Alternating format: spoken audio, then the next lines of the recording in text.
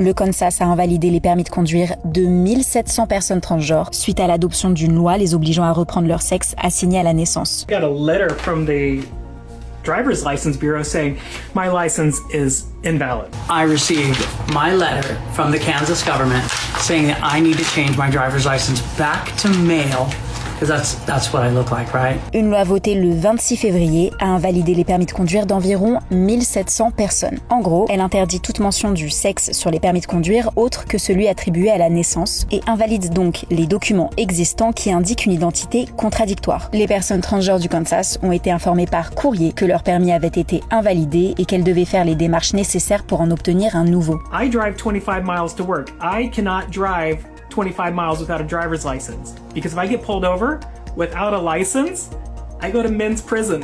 And I can't fucking do that. So tomorrow morning, I have to take off work.